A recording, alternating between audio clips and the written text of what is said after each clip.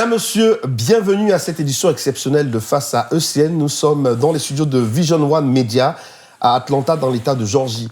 Dans un instant, nous serons en compagnie d'un digne ambassadeur de la musique africaine, originaire du Cameroun, producteur, auteur, compositeur, bassiste, arrangeur de talent et d'exception. André Manga se raconte dans un instant, le temps d'une pause musicale, et c'est parti.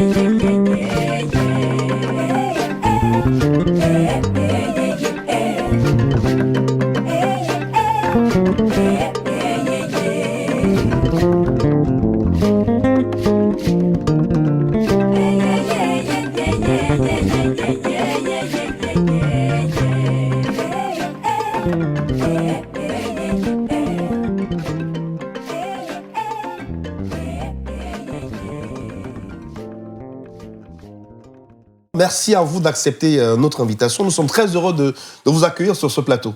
Merci, le plaisir est vraiment partagé, Eric. Alors, nous sommes d'autant plus contents que nous sommes à Atlanta, une ville dans laquelle vous résidez depuis quelques années déjà. Depuis 4 ans maintenant, 4 ans et demi, ouais. Pourquoi le choix d'Atlanta? Par défaut, parce qu'en fait, je pars de la Californie pour le Cameroun. Et quand je reviens du Cameroun, j'ai choisi Atlanta parce que j'avais tout largué à Los Angeles. Donc, je me refais une santé ici, en fait. Et ça se passe bien, votre quotidien aujourd'hui à Atlanta, il fait de quoi? Oh là là, c'est des situations où je me dis souvent que j'aurais dû faire ça beaucoup plus tôt dans la vie, en fait. J'adore. C'est quand même une ville particulière, Atlanta. C'est la ville de Martin Luther King.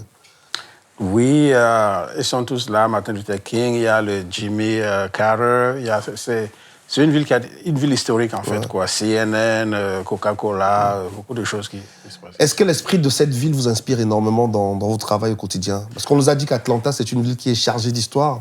Oui, beaucoup, parce qu'en fait, les cultures se retrouvent un peu, quoi.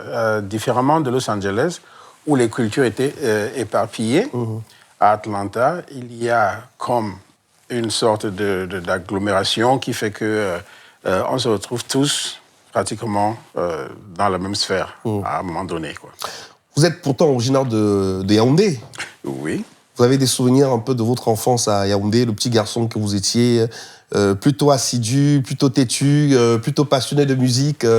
Comment est-ce qu'on vous définit, en fait, à cette époque-là? Passionné de musique, c'est ce qui m'a posé beaucoup de problèmes, parce que originaire de Yaoundé, oui, mais en fait de père Douala, ce qui fait qu'en fait je suis Douala par mon père, mais je suis né et j'ai grandi à Yaoundé. Et mon père était aussi dans la musique. C'était un docteur, mais il avait une passion de la chose musicale. Il avait une guitare, il avait du violon, il jouait de la guitare hawaïenne, il jouait du violon, il jouait des trucs comme ça. Ce qui fait que, comme disait quelqu'un, c'est sanguinaire. Ouais, c'est sanguinaire. L'environnement était déjà favorable à l'éclosion du talent que vous êtes aujourd'hui. Sauf qu'il ne voulait pas que je fasse ça, parce que pour lui, c'était un passe-temps. Et ben moi, le virus était plutôt là pour rester, quoi. Tu vois. Donc, ce qui fait que j'ai vraiment mis la passion. En fait, la musique m'a prise et c'est devenu un genre de prison dorée, en fait, quoi. Alors, il se dit qu'à l'âge de 7 ans, vous avez fabriqué votre premier instrument de musique. Oui, ça, c'était au village. Qu'est-ce qui vous a inspiré ça? C'était quel village, en fait? C'était un village Autotomo. Autotomo, c'est à moins d'une heure de Yaoundé. Ça dépend de Ngoumou. Et à l'époque, je vivais au village. En fait, j'étais supposé vivre au village et j'ai fabriqué une sorte de marimba, une espèce de marimba. J'avais taillé du bois, des lamelles de bois, là. Et ça faisait des sons. J'étais toujours à la recherche de ce qui pouvait sonner, en fait, quoi. Donc, j'ai expérimenté sur tout. Et là, j'avais réussi à trouver J'avais compris qu'en taillant des morceaux de bois d'une certaine taille, ça faisait un son. Et quand c'était différent, ça faisait un autre son. Donc, c'est comme ça que c'est venu, quoi. Et après, j'ai essayé de fabriquer une guitare, en fait, quoi, avec des contreplaquets, parce que je ne peux pas m'acheter des guitares, des contreplaquets. Et les cordes, c'était des câbles de vélo, de freins de vélo. C'est quand tu as un câble et tu détaches les lamelles, là, c'était des cordes. Et c'est comme ça que j'ai tapé dessus tout le temps. Donc vous avez un peu baigné dans cet environnement-là. Et à l'époque, vous écoutiez qui comme artiste, André Manga? À l'époque, il y avait différentes oreilles à l'époque. À l'époque, il y avait des oreilles, des gens qui étaient passionnés par la vraie musique. Quand je dis la vraie musique, c'est-à-dire que moi, étant tout jeune, étant tout petit, j'écoutais Manu Dibango, Charles Lembé, enfin, cette catégorie d'artistes est celle qui me parlait beaucoup. Et je crois que c'est ce qu'on a décelé aussi quand on m'a fait comprendre que la musique que je ferais, c'est une musique de grandes personnes, en fait, quoi. Voilà. Et aujourd'hui, vous êtes le André Manga qui force le respect et l'admiration. À quel moment vous décidez de faire de la musique votre métier? Ça m'a pris, en fait, quand j'ai quitté l'école, quoi. Et j'ai quitté l'école. C'était à Yaoundé? Non, c'était à Obala. Parce que, en fait, l'histoire, l'anecdote, c'est que ma mère, fatiguée du fait que je passais le temps dans les cabarets, à essayer d'entendre les cabarets parce que j'étais tout petit, et à faire de la musique à longueur de journée, m'a envoyé au lycée de Obala pour que je puisse échapper à l'emprise de la musique sur moi. Voilà. Sauf qu'au lycée de Obala, ça marchait bien pendant un temps, jusqu'au moment où le proviseur du lycée a décidé de doter le lycée d'un orchestre.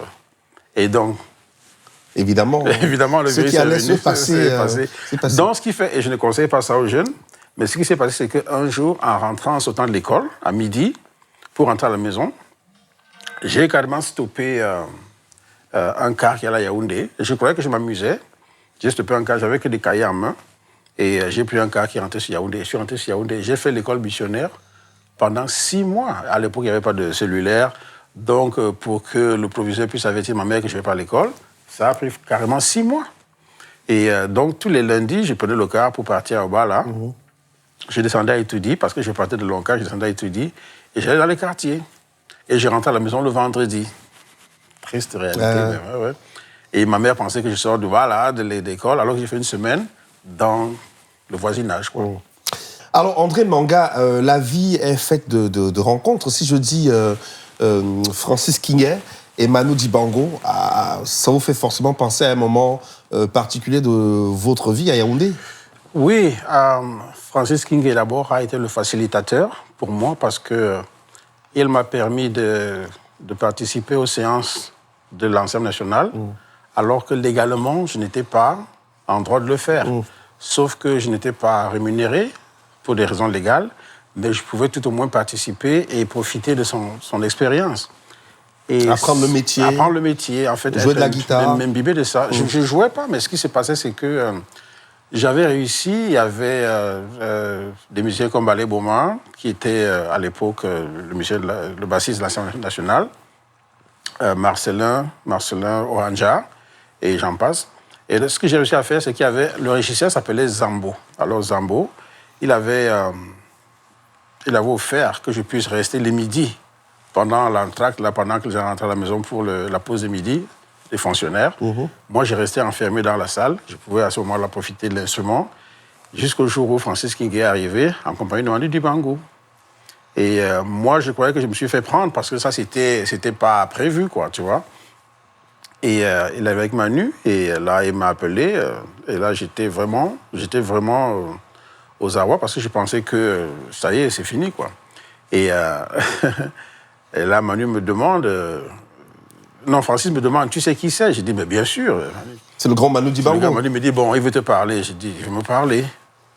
Moi, à l'époque, je n'avais même pas joué n'importe quoi. Il me dit, ben voilà, je voulais t'engager au club Manu Dibango, à l'image de la CNR. M'engager, moi, je lui dis non. Alors tout le monde était surpris. J'ai dit non. Manu me dit, mais si je voulais t'engager à l'immeuble de la CNR, j'ai dit non. Le soir au village, ça s'appelait son club, le club Dibango. Et pourquoi tu veux pas? J'ai dit parce que je suis pas encore capable de jouer avec Manu. Alors il m'a dit un truc qui reste dans ma mémoire jusqu'à aujourd'hui. Il me dit, je ne t'engage pas pour ce que tu fais, je t'engage pour ce que tu feras. C'est qu'il voyait loin, Manu. Visionnaire, Manu. Ouais.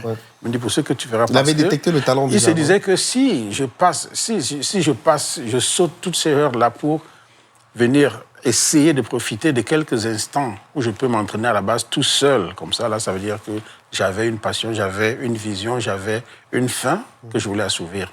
Et il était bien placé pour m'aider à assouvir cette famine-là. Donc, finalement, vous avez accepté la proposition? Finalement, en fait, l'histoire, c'est que quand je suis allé au club, j'ai été auditionné par son chef d'orchestre qui s'appelait Charlie. Et Charlie a trouvé que je n'étais pas bon. Il m'a dit, écoute, non, ça va pas. Je ne sais pas ce qui s'est passé, mais non, tu ne peux pas jouer. J'ai dit, non, je suis d'accord avec toi, Charlie. Je leur ai dit que je ne pouvais pas. Et donc, je suis rentré chez moi, au quartier, au Kansik Longkak. Et moi, j'étais tranquille, je n'avais pas de problème de m'être fait refouler. Comme ça, là, ça ne me dérangeait pas. Sauf que pendant que je mangeais, mon pantalon, il était... Je crois que j'avais torse nu, là, à la maison, tranquille. J'ai entendu des bruits dehors. Manu, Dibango, Manu, Dibango. Dans le sous-quartier, au Kansik de Longkak. C'est Manu qui était venu? Manu est venu avec ma sabatterie, fait ma sabatterie. Ils sont venus. Moi, je sors, je le regarde, je me dis, mais qu'est-ce qui se passe? Il me dit, mais pourquoi tu n'es pas au club? Je dis, parce que je suis parti là-bas, Charlie m'a auditionné, et ça n'a pas été. Il me dit, mais je ne lui ai pas demandé de te faire une audition. Je lui ai demandé de t'engager. C'est différent. Il m'a sorti ça. Et moi, je tombais de nuit. Je dis, mais qu'est-ce qu'il me veut à la fin, tu vois, et il m'a dit, écoute, non, ce que je te demande de faire, c'est que, comme je t'ai dit, je sais ce que tu feras. Et ce que je te propose, c'est que tous les soirs, quand je suis au Cameroun, de 16h à 18h, c'est toi et moi au club. Au club Manu, tous les jours, quand Manu est au Cameroun, peu importe qui avait besoin de lui, de 16h à 18h, c'était l'heure spéciale avec Manu Dibango et André Manga. Il s'asseyait au piano, je prenais la basse, et il me montrait des choses, et il me parlait tous les jours qu'il était au Cameroun. Quelle bénédiction, hein. Même les rendez-vous officiels et tout ça devaient tomber soit avant, soit après. Et le soir, après 18h, finalement, c'était le club, donc la soirée. Donc, ce qui fait que, mieux que ça encore, un jour qu'il est rentré, il a apporté une guitare basse, neuve, qu'il a achetée à Paris. Alors, on te parle de 81, tu vois, 79, 80, 81. Figure-toi que c'est l'époque où Manu est au-dessus du sommet de sa carrière. C'est-à-dire, c'est vraiment l'époque Afrovision, l'époque, tout ce qui se passe, c'est l'époque... C'est l'âge d'or. Oui, effectivement. Et ce monsieur a trouvé le temps d'aller à Pigalle, en France, acheter une guitare basse, la transporter jusqu'au Cameroun pour l'amener à un petit du Cameroun, quelque part comme ça. Mais de vous à moi, André Manga, à ce moment-là, qu'est-ce que vous vous dites? Qu'est-ce que les membres de votre famille se disent? C'est-à-dire qu'au départ, vous nous racontez un peu l'histoire qui n'est pas facile, les parents qui n'étaient pas toujours favorables à ce que vous fassiez la musique. Mais là, c'est quand même le grand Manu Dibango qui descend de son piédestal et qui décide, jette son dévolu sur vous. Est-ce qu'à ce moment-là, vous n'avez pas un peu eu la grosse tête? Qu'est-ce que vous avez ressenti? C'était quoi votre état d'esprit? Pas moi. Et votre entourage aussi? Pas moi, mais ce que cela fait, c'est que ça... Moi, je suis confus. Mais ce que ça débloque, c'est plutôt ma mère. Parce que Manu rencontre ma mère et il lui dit, confie-moi ton enfant. Et c'est là que ma mère se dit que, mais Manu Dibango veut mon fils. Et là, elle se dit que, mais en fait, c'est un métier. Parce que, et ça part de là, puisque ça part de là, pour te mettre l'histoire un peu en avant, c'est que la fuite en avant, c'est que c'est à partir de là que, quelques années plus tard seulement, j'ai fait venir ma mère en France pour faire un bilan de santé. Elle, qui ne voulait pas que je fasse la musique, s'est dit que, mais en fait, je ne savais pas que c'était un métier. Un métier autant. Donc, moi, non. La grosse tête, non. Mais plutôt, je crois que Manu avait déjà perçu ça, que je serais un musicien. Et non seulement ça, que j'avais l'intégrité de comprendre que je suis en instance d'apprentissage et que j'avais vraiment les atouts nécessaires pour être instruit. Et parlons justement de la basse. On sait que le Cameroun a une histoire particulière avec la basse. On a une lignée de bassistes connus, reconnus à l'échelle internationale. Pourquoi cette fascination pour cet instrument de musique, André Manga? Je pense que la basse m'a choisi. Je ne suis pas sûr que j'ai choisi d'être bassiste, mais il y a un détail que je souligne très souvent, c'est que je ne me définis pas comme bassiste, je me définis comme musicien. Je passe mon temps à essayer d'être musicien qui s'exprime sur la basse, ou le piano, ou autre chose comme ça. Là. Mais le but pour moi, en fait, c'est d'être un musicien. C'est-à-dire que la musique, je l'ai, et je l'exprime sur la basse, ou sur le piano, sur des arrangements, ou des productions, des choses comme ça. Là. Mais la basse, c'est un instrument pour le Camerounais, ce que le football est au Brésilien. On ne sait pas comment Dieu a fait ces découpes-là, comment il a choisi ça. Mais ce que je sais, c'est que la basse camerounaise a une place absolument... Tu sais de quoi je parle. Les bassistes camerounais sont très cotés sur le marché discographique. Absolument, absolument. Et c'est comme ça, et ils sont bons. On va dire que les Brésiliens sont bons au football, les Camerounais sont bons à la basse. Je ne sais pas...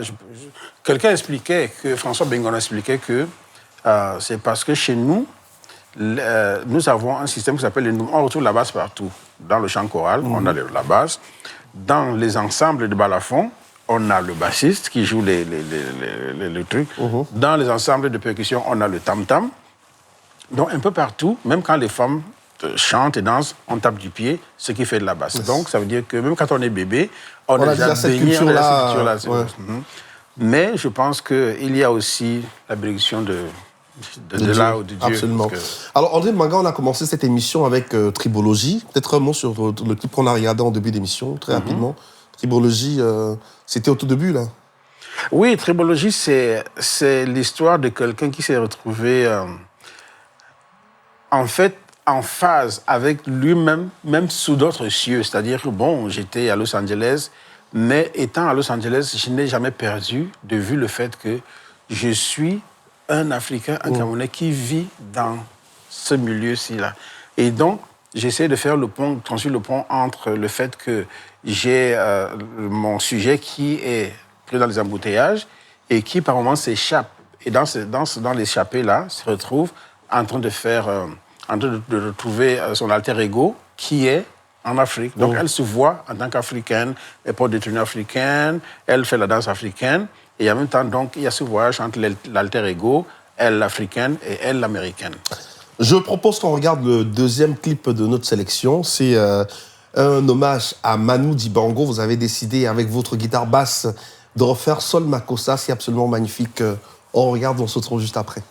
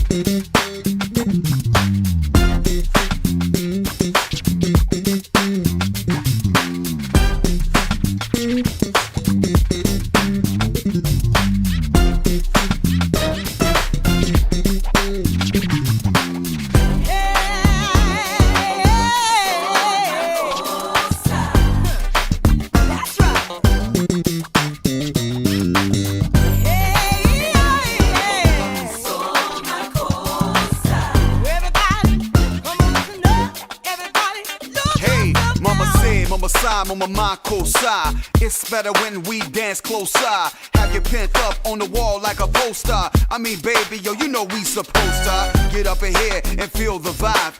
You know we gotta go and keep the party live. That's real. Baby doll, how do you feel? Come on, let's do it like this. You know the deal. Let's go to the land of the rhythms. Follow me through my gates of life. See how I saw the high sky. See how I roamed the farthest range. Beat the drum, let's walk the talk. You could shut and close the door. I'm the singing of the bird, but you never lock my closer soul.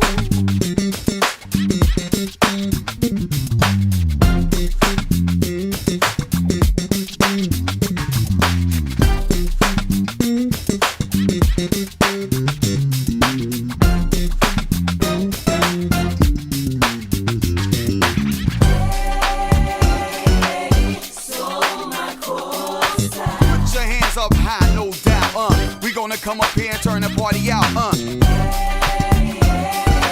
This is a vibe that you cannot miss. It's like, hey, all the ladies looking fly. You know they looking so good, I got to say hi.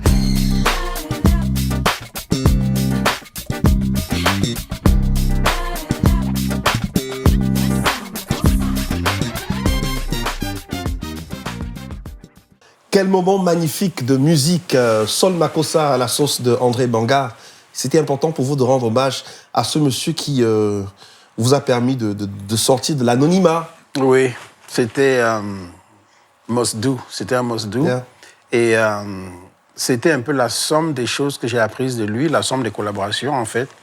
Il m'a donné la charge de son orchestre, du Sol Makossa. J'en suis devenu le chef d'orchestre au bout de quelques années seulement. Et ce qui m'a attiré sur ce titre, c'est qu'en fait, pendant les concerts, il aimait dire quelque chose en douala. Il disait cette chanson qui nous a ouvert les portes. Parce que c'est ce que ça a fait. Sol Makossa a ouvert les portes à Manu, non seulement à Manu, mais à toute sa descendance musicale. C'est-à-dire que tous ceux qui sont venus derrière Manu, Sol Makossa est un peu notre porte ouverte à tous.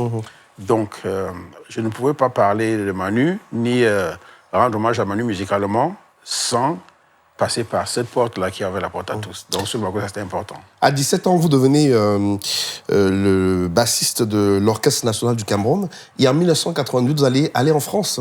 Non, je vais aller au Gabon. Au Gabon d'abord. Il y a eu le Gabon d'abord avant. Le Gabon d'abord, voilà, donc ouais. vous allez au Gabon. Alors, parlez-nous un peu de cette étape gabonaise. Oui, donc je vais au Gabon, en fait. Je passe 3 années au Gabon.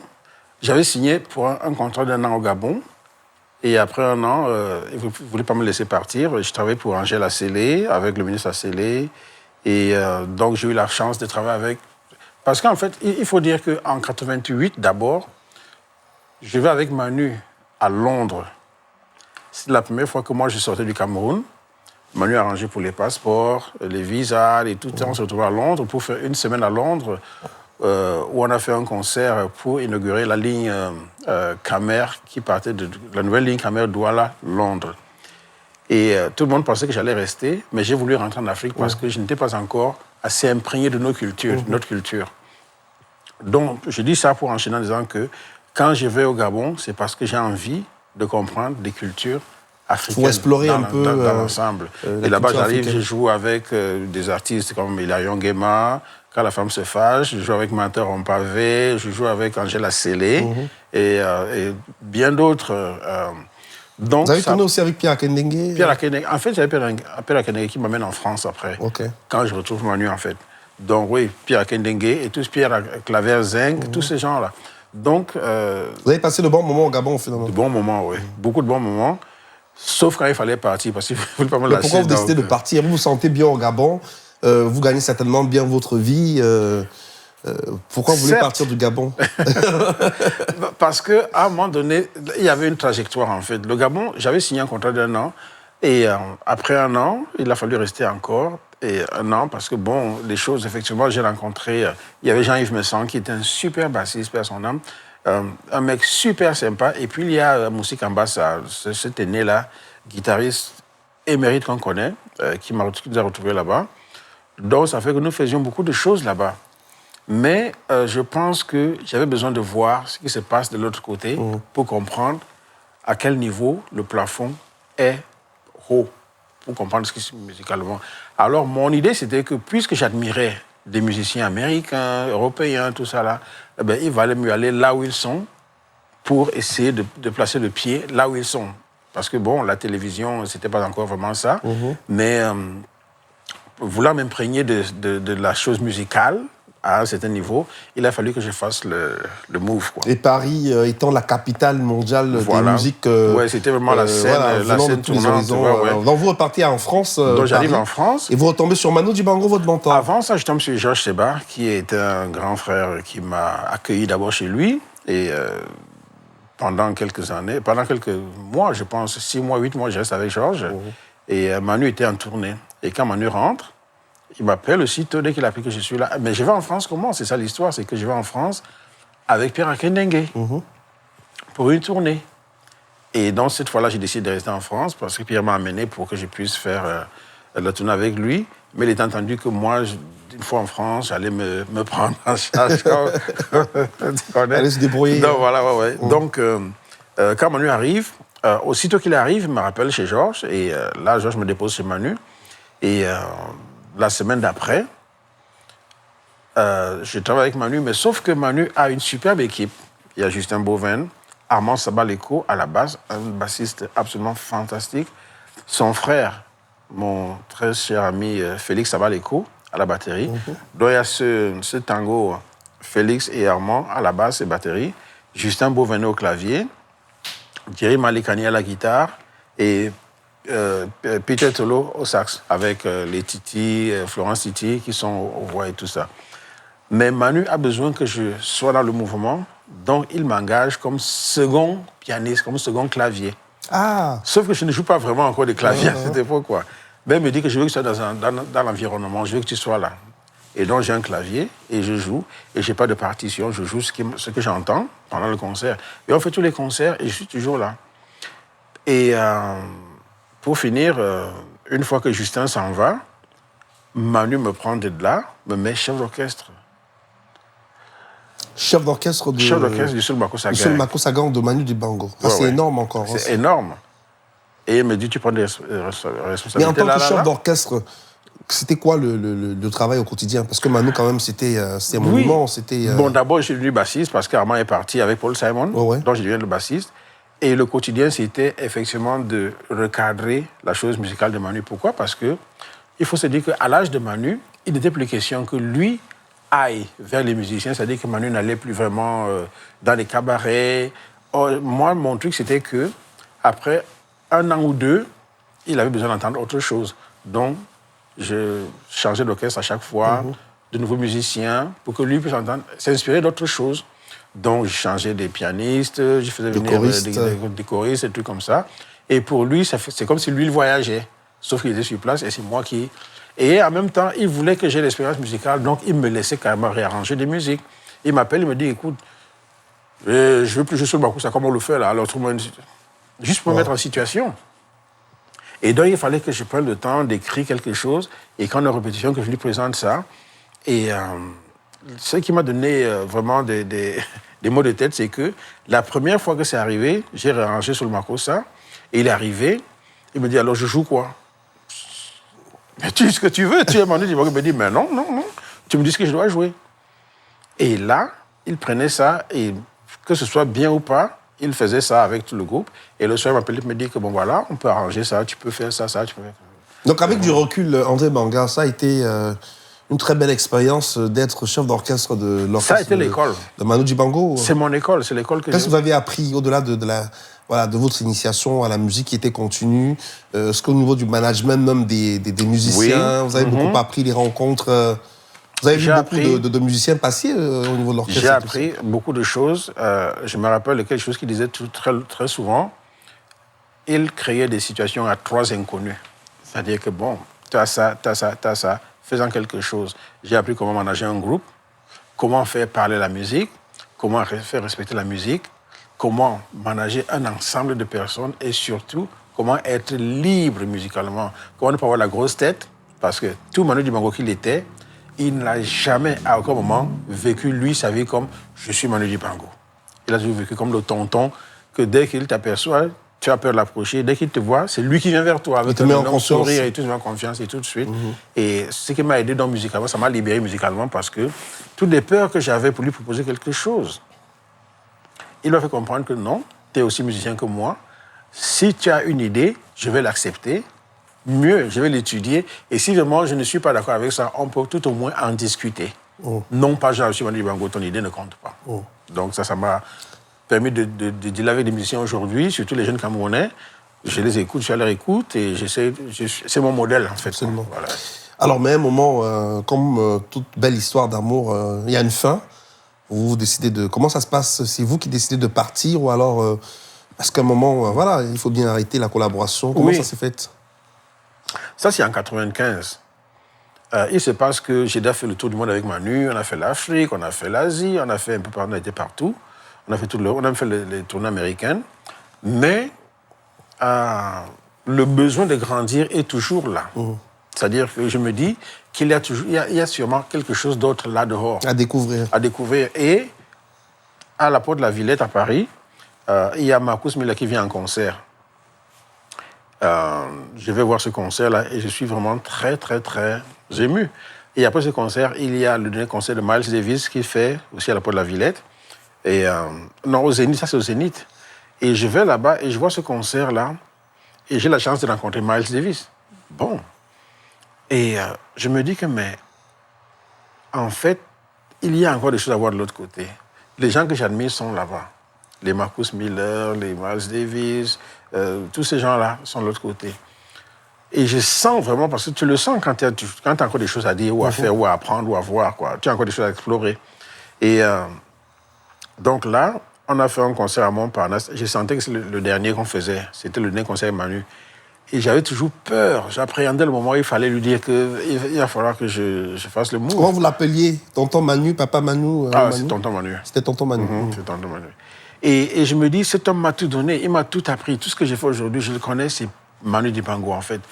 C'est la seule école que j'ai jamais vraiment faite. C'est vraiment la seule école. Et comment je vais quitter ce mec? Comment je vais le quitter? Comment je vais lui dire que bon, c'est bon, j'y vais? Bon, j'ai assemblé mon courage et on a fait un concert au Petit Journal à Montparnasse. Après le concert qui était fantastique, on avait eu la visite d'Étienne Mbappé, une sommité de la basse aussi, Vicky Dimo, qui était là aussi, le père de la basse en fait, quoi, camerounaise. Et, mais ce jour-là, il fallait qu'ils aient Manu que si je dois partir. Donc après le concert, je vais dans sa loge pour lui briser le cœur, quoi, en fait. Lui dire que voilà. Ouais. Alors je vais là-bas, je le trouve, Andio. Je dis, tonton, c'est comment? Il me dit que non. Il me regarde, il me dit que mais qu'est-ce qu'il y a? Je dis que je dois te parler. Il me dit, assieds-toi. Je m'assieds. Il me dit, oui, je t'écoute. Mais vraiment tout avenant, quoi. C'est-à-dire qu'avec un regard avenant, genre, c'est quoi le problème? Je dis, tonton,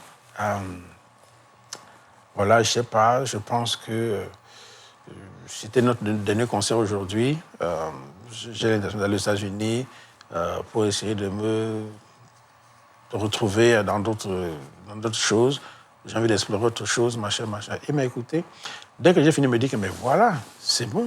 Ah, super. C'est le moment, j'attendais ça. Il n'a pas pris ça comme une trahison, en fait. Non, il m'a dit qu'il attendait simplement de voir à quel moment j'allais lui dire ça. Il m'a tellement encouragé que, quand je suis parti aux États-Unis, Manu et moi, on se parlait tout le temps. Ah, bravo. On se parlait tout le temps, d'ailleurs jusqu'à 2 semaines avant sa disparition. Il m'a appelé. Vous avez gardé de bons rapports. De bons rapports. Et quand j'allais en France, mais quand il me trouvait au Cameroun, c'était toujours ça. J'ai fait du travail avec le Cameroun pendant que j'étais aux États-Unis, on se retrouvait là-bas. Toujours, tu gères. Dès que je suis là, on dit tu gères.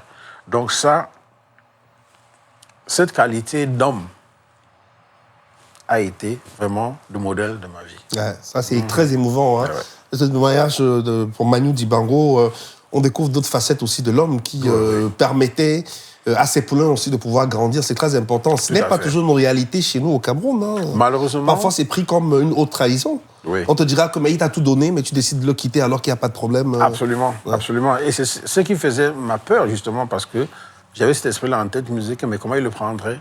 Alors que lui, il était juste là pour que tu sois un passage, c'est-à-dire que lui, c'était un tremplin. Voilà, c'est-à-dire mettre que lui, le pied à l'étrier, te permettre de... Et il t'a donné toutes les armes pour que tu aies été chercher, parce que d'après Manu, il se disait que le prochain Manu Dibango, ça doit être toi. C'est-à-dire que ce que je fais, c'est pour que plus tard, tu puisses prendre le bâton et aller de l'avant. En 95, donc, André, tu vas t'installer à Los Angeles, voilà, aux États-Unis. Et c'est une nouvelle aventure qui commence pour toi. Les États-Unis n'ont rien à voir avec la France, l'Europe et même le Cameroun. Non. Dans les États-Unis, en fait, je retrouve un autre... Effectivement, ce que je recherchais, c'est-à-dire que je retrouve toute une autre école, un autre mode de vie, une autre façon de penser, où c'est au mérite, en fait, quoi. Je me rappelle que j'ai eu tellement de situations où j'ai rencontré des gens qui m'ont fait comprendre que je n'étais pas encore qualifié, mais qui m'ont appelé aux choses auxquelles ils pensaient que j'étais qualifié. C'est-à-dire que l'Américain ne triche pas. Du moins, ne trichait pas. On va dire ça comme ça. Mais j'arrive aux États-Unis et c'est une nouvelle porte, c'est-à-dire que c'est une nouvelle aventure, c'est une nouvelle collaboration, de nouvelles rencontres, un nouvel esprit, des gens la ardeur du travail.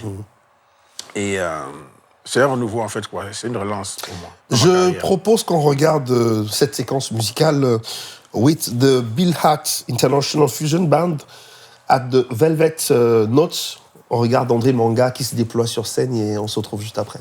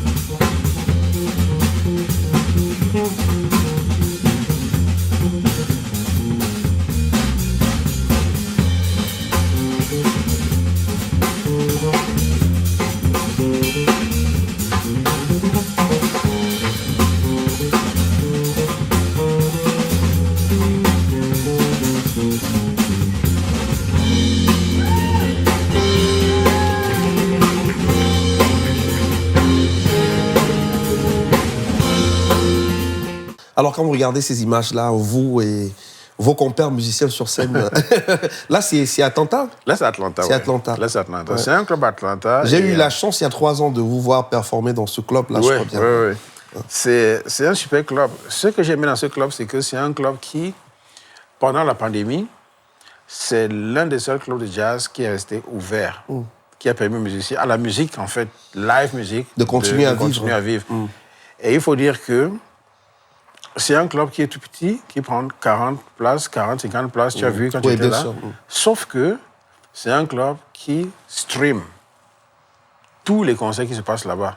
Donc, en fait, il y a 40 personnes dans la salle, mais il y a peut-être des millions de personnes à travers les écrans, à travers les petits écrans.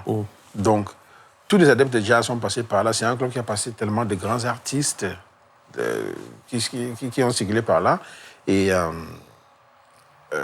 le Bill Hart International, là, tu as vu, c'est un groupe de fusion qui a des musiciens internationaux tels que Bill, qui est canadien, Yakou, qui est ivoirien, André Manga, qui est camerounais, et le pianiste, il est américain.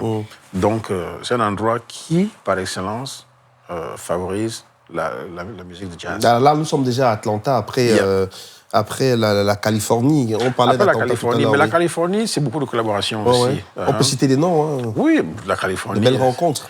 Il y a beaucoup de belles rencontres en Californie. Déjà, dans le gospel, je suis avec André Crouch, qui était le père du gospel, André Crouch. Et il y a David Zaslav, Patrice Roshan, The Temptations, All for One, Boys to Men, oh là là, Chaka Khan, il y a tellement de monde. Et pour la petite histoire, la petite grande histoire, c'est que j'ai eu la première malchance de ma vie, je peux appeler ça comme ça, parce que j'ai fait un enregistrement avec Michael Jackson Sauf que c'était une chanson à thème, parce qu'il avait composé une chanson pour le tsunami, et avec le prince de Bahreïn. Et j'ai été appelé par son directeur musical qui s'appelait John Barnes. On a réalisé cette chanson. Et pendant qu'on faisait les retouches, les machins, il a eu des problèmes avec la cour. Il a failli aller en prison, là. C'était très sérieux, là, ce problème-là. Ce qui fait que pendant tout le temps, le stress de la cour, il n'a plus fait suivre la chanson. Et quand il a gagné le procès, le tsunami, c'était l'histoire ancienne. Donc, ce n'était plus... Donc, la chanson n'était plus d'actualité, en fait. Puisque c'était une chanson à thème. Donc, ça ne valait même plus la peine. Et donc, avec tous les NDA qu'on a dû signer, on ne pouvait pas exploiter ni les images, ni les bribes de chansons. On est NDA. Ouais, ça reste quand même un grand regret, quand même. Absolument, absolument. Je crois que dans ma carrière, c'est l'une des choses que je regretterai pour toujours, quoi. Mais au-delà de ça, beaucoup de tournées et Josh Groban, avec qui je suis actuellement, c'est... Justement, parlons de cette collaboration avec Josh Groban. C'est quand même une belle collaboration qui dure depuis quelques années. Hein. Depuis, ça fait 18 ans déjà avec Josh. Mais je pense aussi que on a fait tellement de choses, tellement de voyages, et c'est un jeune homme tellement bien, c'est-à-dire que la tête sur les épaules, et très belle musique, et on a fait tellement de tournées. Bon, à un moment donné, l'éloignement aussi, c'est-à-dire que bon, moi je suis à Atlanta maintenant, il est à New York et à Los Angeles, et il ne tourne plus tellement, et les tournées deviennent un peu espacées, et là je me mets dans autre chose, qui est l'enseignement, mais ça a été l'une des plus belles rencontres de ma vie artistique.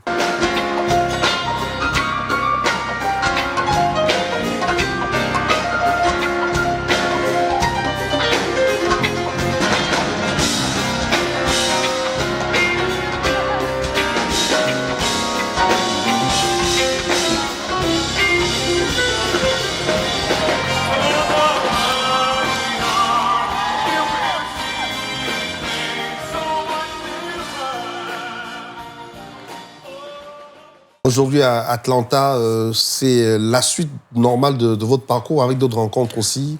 Oui, ici à Atlanta, j'ai un autre positionnement. Mais la chose que je me découvre ici, en réalité, c'est la deuxième passion de ma vie dans la musique, c'est la transmission. C'est-à-dire que les savoirs. Les savoirs, voilà. Donc, ce qui fait que au jour d'aujourd'hui, j'avais commencé avec un jeune frère à moi qui s'appelle Valère. Vision One Media, Atlanta, bien sûr. On a voulu faire quelques écoles, des trucs comme ça. Mais comme ça a pris un peu une petite pause, j'ai quand même continué à la lancer. Aujourd'hui, j'ai 25 élèves. À vous dispenser des cours de musique. Oui. Donc, c'est quoi les modules de formation? Les modules de formation, c'est le piano, l'harmonie, la basse. Okay. Le piano, la théorie, la basse. On appelle ça musique, basic of music. Le basis of theory, c'est-à-dire j'enseigne la théorie, j'enseigne le piano, j'enseigne la basse. Et j'ai des élèves, c'est des jeunes élèves, c'est-à-dire que 6 ans, 7 ans, 10 ans. Je crois que mon plus grand élève a peut-être 14 ans, quelque chose comme ça. Et après, tous les quarters, on fait un récital. Où les parents viennent avec les enfants. Une sorte de restitution des enseignements qui ont été donnés. Voilà. Et c'est absolument fantastique de voir des jeunes, des enfants de voir où est-ce que je peux les amener. Et cette passion, et c'est sublime. Et ça me rappelle, je me rends compte que c'est Manu qui m'a infligé ça, cette envie de partager. Et ça ne s'arrête pas qu'au niveau des États-Unis, parce que vous êtes sur un projet, on peut en parler, détecter des talents dans le domaine de la basse au Cameroun. C'est un concours qui est lancé et vous portez ce projet-là. Est-ce qu'on peut avoir quelques détails, André? Oui, en fait, ça va être la deuxième édition. Je vais faire cette année.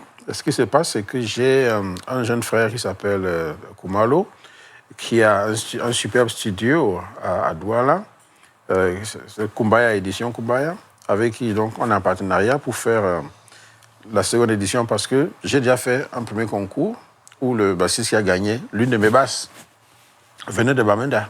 Ah, super. Un jeune homme vachement super. L'idée, c'est quoi? C'est que ça rend les jeunes disponibles à travailler pour gagner une basse d'André Manga.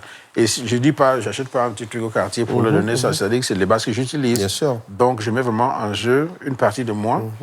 Et j'ai donné tellement de basses déjà. J'ai donné des basses à beaucoup de musiciens camerounais, beaucoup de jeunes talentueux bassistes camerounais. Il y en a qui sont en Europe, il y en a qui sont au Canada, il y en a qui sont un peu partout.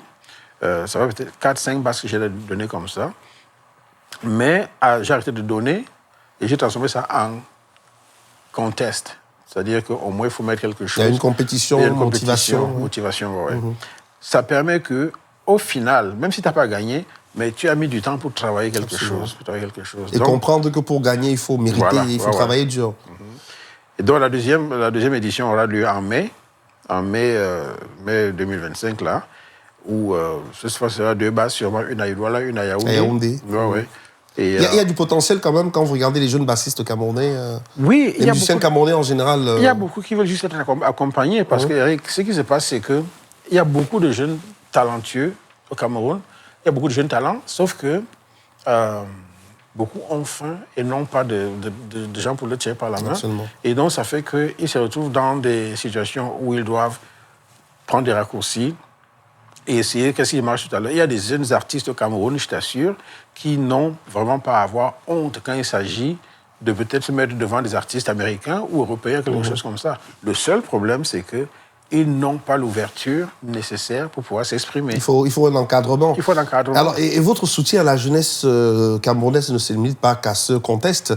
Vous avez tenu la main à beaucoup de chanteuses, de chanteurs. On peut en parler. Il y a beaucoup aujourd'hui qui ont de la visibilité grâce au travail que vous avez fait, André Manga. Et que je continuerai de faire parce qu'ils sont tellement nombreux. Vous parlez peut-être de Caresse Photo, votre jeune petite sœur. Caresse Photo, c'est ma petite sœur. Ouais, tu sais, j'ai tourné avec Caresse. Il y a Laure Noire. Il y a Brice Nana qui est maintenant du côté de Bruxelles. Il y a tellement de gens. Il y a Mabel Fa qui est des chanteurs. J'ai travaillé avec des Macas, j'ai travaillé avec tellement de gens au Cameroun.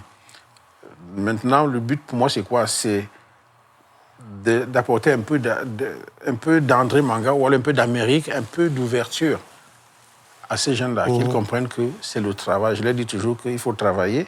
Et quand on a fini de travailler, on travaille encore. Et dès qu'on a fini de travailler cette fois-ci, eh bien, on travaille. Donc, j'essaie d'amener cet esprit-là. Et j'ai arrêté parce que je ne voulais pas que ce soit une histoire de gain facile. Maintenant, ça passe par des contests. Que ce soit des micros à gagner, que ce soit une guitare à gagner, une guitare basse, que ce soit un piano, eh bien, il va falloir compétir pour pouvoir arriver à... Pourquoi? Parce qu'on ne peut pas se rendre compte que même si on n'a pas gagné le lot, le prix, mais on a gagné en pratique, en expérience. Merci. Alors, on va regarder une petite séquence qui va nous faire beaucoup de bien, à vous aussi. C'est André Manga aux côtés de Josh Groban aussi. Donc, c'est important de voir comment on peut être originaire du Cameroun et partager sa passion pour la musique avec d'autres nationalités. Et sur scène, ça donne quelque chose d'absolument magnifique. On regarde.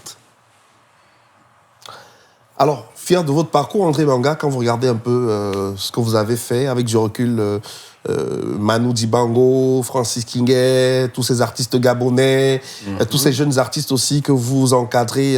Quand vous êtes assis chez vous, regardez le parcours, qu'est-ce que vous dites? Fier de vous? Je suis fier de moi. Je pense que la transmission est de mise et qu'elle est en train de suivre son cours. Et je me dis que si, à la fin de sa vie, si quand on a tout fini, quand on a tout déposé, on regarde un jeune qui est en train de briller, qui va beaucoup plus loin, on se dit qu'on a atteint le but parce que, en fait, le but, c'est quoi? Comme disait Manu, ça ne s'arrête pas chez moi. C'est que, en fait, je dois être le facilitateur de celui qui viendra prendre le bâton et l'amener beaucoup plus loin. Donc, il y a tellement de situations, tellement de jeunes que je vois aujourd'hui qui sont dans la grande sphère musicale, à qui j'ai tenu la main à un moment donné et qui j'ai donné juste une orientation, quelque chose comme ça. Et c'est même pas fini, parce qu'en fait, il s'agit de ça, c'est que c'est pas fini. Donc, dans ma façon de définir là où je suis en ce moment, c'est que je prends du plaisir à regarder ces jeunes qui viennent comme j'étais jeune et que j'ai regardé ces aînés qui nous ont aussi Et vous Ouvert les continuez à avoir beaucoup de fascination pour les aînés et à rendre hommage à ces aînés malgré votre parcours quand même qui est impressionnant. Quand on jette un coup d'œil sur votre discographie, à chaque fois, il y a toujours ce souci de puiser dans le patrimoine musical camerounais. On a vu Tribute to Manu Dibango. Tout récemment, c'est Banvoué, hommage à Nkoto Sitoni. Et Cambi Brillant Cambi aussi. Brillant, il y a Elvis Kemayo. il y a Anne-Marie Ndiaye. Et Roosevelt. Et Roosevelt, en fait, c'est quoi l'histoire? C'est que ces gens ont pavé le chemin que nous devons suivre. Et je pense qu'il y a une telle richesse qui est inexploitée chez nous. Qu'est-ce qui se passe avec la musique américaine?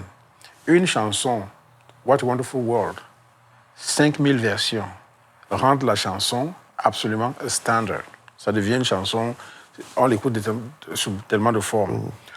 Nous ne pouvons pas accepter que ces aînés qui ont fait tellement de choses, une chanson qui a le mérite de vivre pour toujours, meurt parce qu'elle n'a pas été réexpliquée, réexploitée, représentée. Donc, je me dis que c'est pour ça que j'aime le jeune groupe Jastellation. Oui, avec Jalel Mondje. Qui rentre dans ce. Il y a Jelou Ava, André Manga, Jastellation. Sont des gens que je connais qui redonnent vie à ces musiques du patrimoine musical. Et pour moi, d'ailleurs, je viens d'ouvrir un concept qui s'appelle la Zig de Papa, qui effectivement retrace les musiques de mon enfance. Il y a des aînés, il y a Elvis Kemayo, il y a Roosevelt, il y a Manu Dibango, Anne-Marie Ndiaye, il y a tellement de gens, Émile Kangué, il y a tellement de gens qui ont créé des choses qui feraient en sorte que nous ne puissions pas laisser ces œuvres-là disparaître sans en faire des standards. Et puis, quand on regarde les téléréalités dans beaucoup de pays, que ce soit aux États-Unis où nous nous trouvons en ce moment, ou même en Europe, on va se rendre compte qu'aux jeunes qui participent à des émissions de téléréalité, Star Academy, The Voice, c'est généralement des musiques du patrimoine qu'on leur propose d'interpréter. C'est qu'il y a toujours ce souci-là de préserver, de valoriser le patrimoine. Parce que vous l'avez dit, les anciens aussi ont très bien travaillé.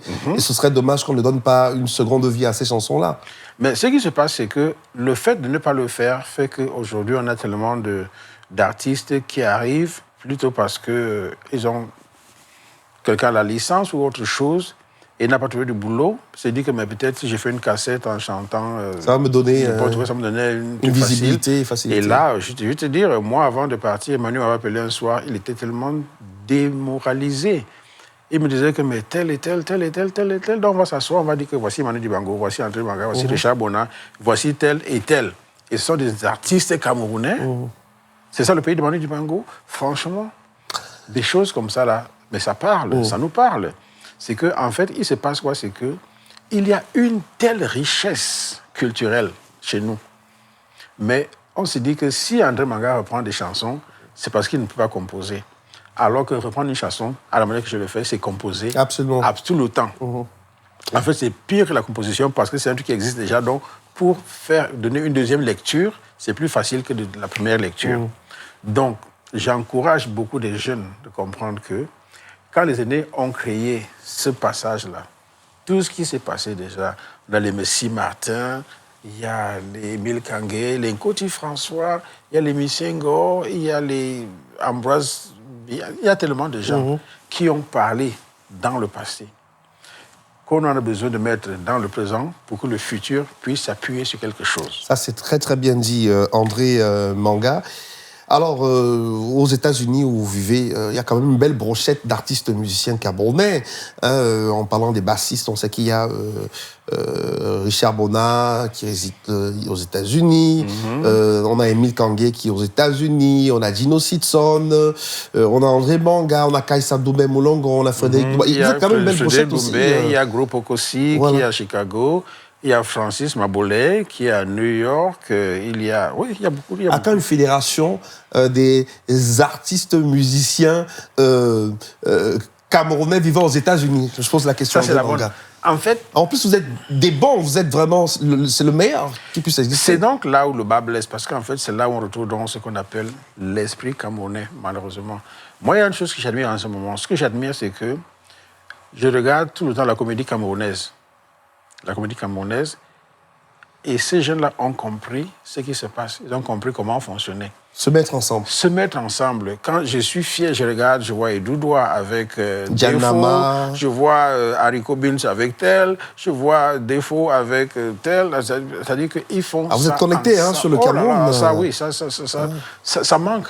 Ça manque à la musique, aux musiciens camerounais.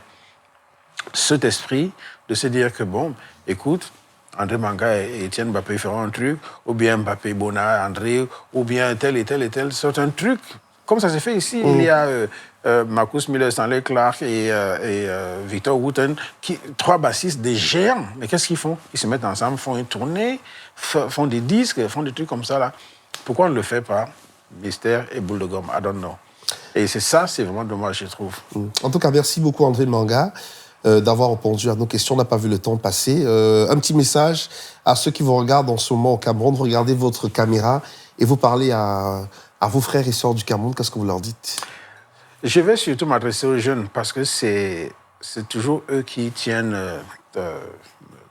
ma passion en haleine. C'est que il ne faut pas baisser les bras.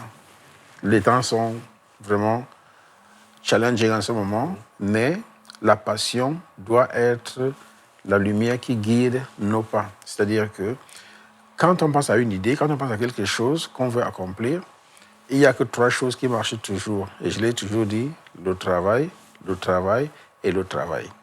Maintenant, il y aura sûrement des embûches, il y aura sûrement des trucs qui vont poser des problèmes.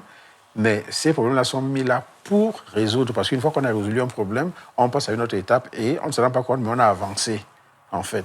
Mais si on voit un problème et qu'on recule, alors on a tout perdu d'avance. Donc, je me dis que je suis toujours là pour tenir la main des jeunes. On se verra bientôt parce qu'il y a le concours de base qui arrive au mois de mai.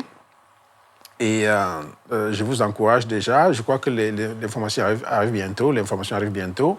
Et une fois que ce sera frais, on va se retrouver et j'aurai des masterclass, j'aurai un moment pour reparler, j'aurai des concerts et ce sera le moment de retrouver tous ces jeunes-là pour pouvoir discuter la chose musicale camerounaise. Mais je vous aime, je vous supporte et le Cameroun au bosso toujours. Thank you so much. Merci beaucoup d'avoir accepté notre invitation depuis les studios de Vision One Media, autant pour moi Atlanta, la ville de Martin Luther King, Yes. pour le plus célèbre où vivait André Manga, était face à ECN. Et on va se quitter avec sa dernière production en termes de clip, qui est signée d'ailleurs Vision One Media. C'est Bamvoué, l'hommage à Nkoto Sitoni, que vous affectionnez particulièrement. Absolument, Voilà. ouais. Merci à tous et à toutes d'avoir regardé. À très bientôt. Ciao, ciao.